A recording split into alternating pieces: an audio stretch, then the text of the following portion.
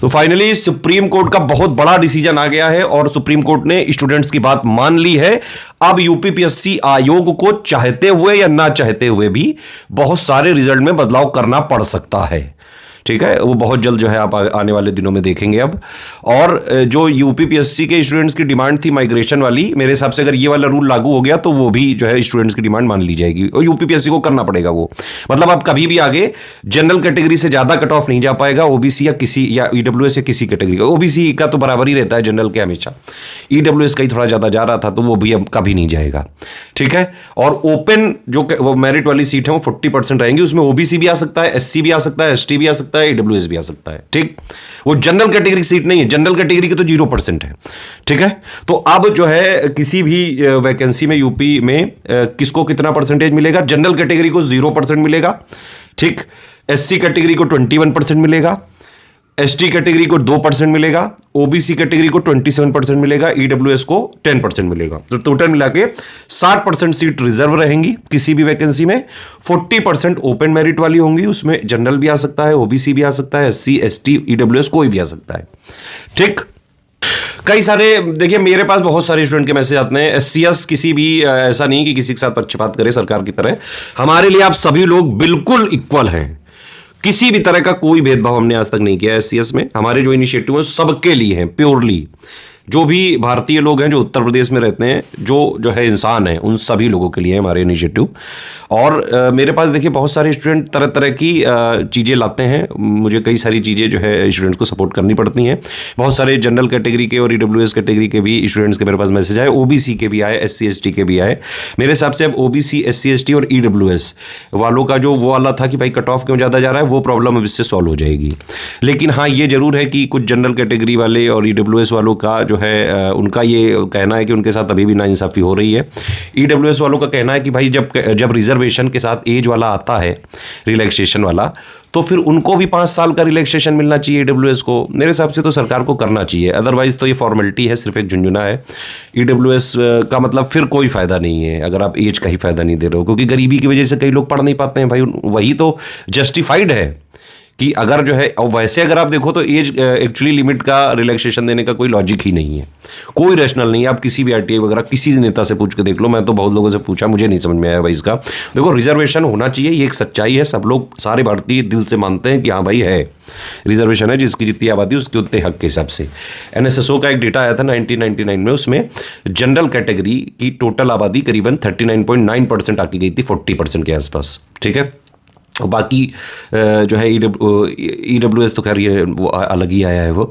जैसे एससी की आबादी पूरे देश में 16 पॉइंट समथिंग परसेंट है, एसटी की 8 पॉइंट समथिंग परसेंटेज है, ओबीसी की 27% मिला है उनको जो है रिजर्वेशन, लेकिन उनके शायद आबादी ज़्यादा ही है, करीबन 35% के आसपास तक है शायद।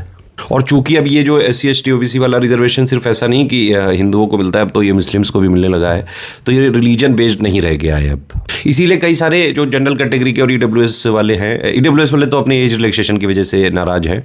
जनरल वालों का जो है बहुत बड़ा दुख है, बहुत सारे लोगों का जो है मेरे पास मैसेज आया है कि फिर जो है ये वाली चीज़ जो है कि भाई उनको एज वाला भी नहीं मिलता है बराबर, नंबर में भी उनको ज़्यादा ही लाने पड़ते हैं। तो भाई ये तो है ही, ये तो सिस्टम है यार। अभी इस हर चीज़ की बुराई जो है नहीं की जा सकती है, और जो है सिस्टम जैसा है वो आप ही लोगों ने सबने बनाया हुआ है।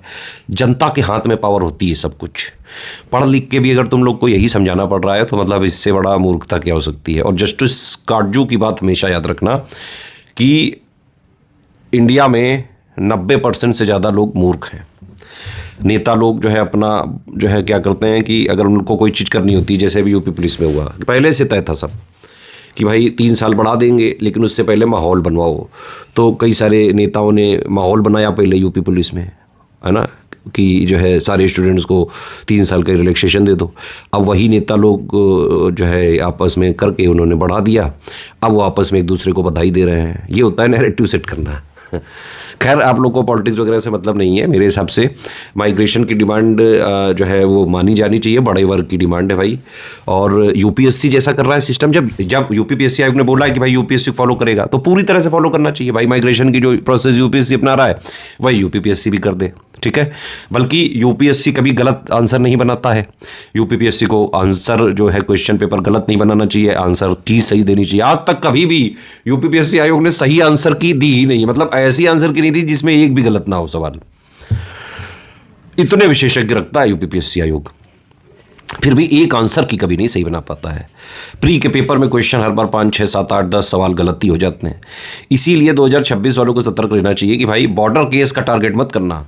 कट ऑफ का जो रेंज है मान लीजिए जो है 88 नंबर के आसपास है नेट में, तो मतलब आप थोड़ा ऊपर ही लेके चलो। मैं तो इसीलिए 100 का टारगेट देता हूँ। 100 क्वेश्चन का टारगेट लेके चलोगे प्री में, निगेटिव के साथ एडजस्ट करके, तभी प्री क्लियर होगा।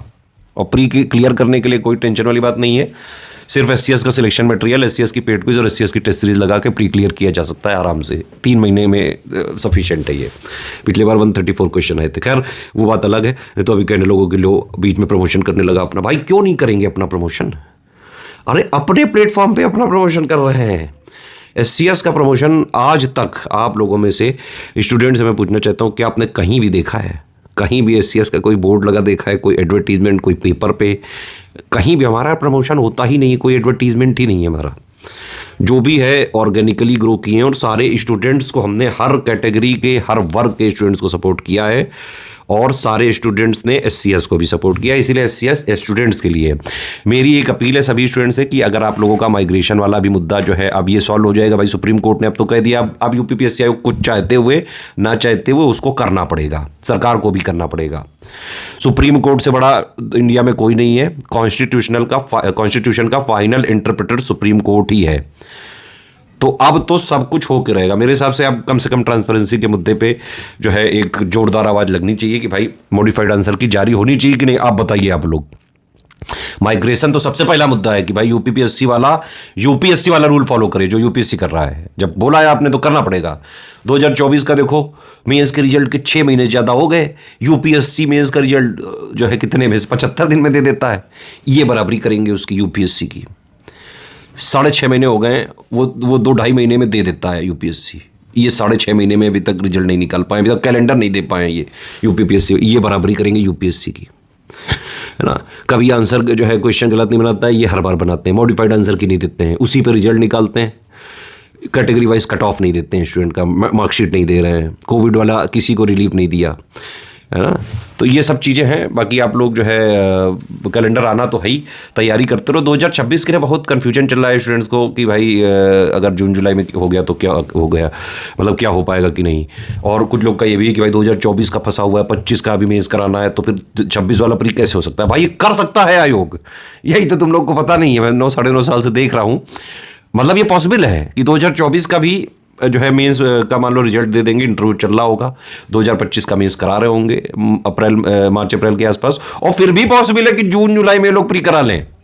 देखो यूपीपीएससी आयोग इनकॉम्पिटेंट है नहीं, इसको इनकॉम्पिटेंट बनाया गया है कॉम्पिटेंट लोगों के द्वारा।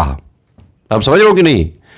बहुत सारी चीज़ें जो है समझ के बाहर होती हैं। कई सारी चीज़ें मैं कई बार इनडायरेक्टली बोलता हूँ। इसीलिए मैं कहता हूँ कि भाई समझ के समझ को समझो। समझना भी एक समझ है, समझ के जो ना समझे मेरी समझ में वो ना समझे। समझ आया? चलो खेलो।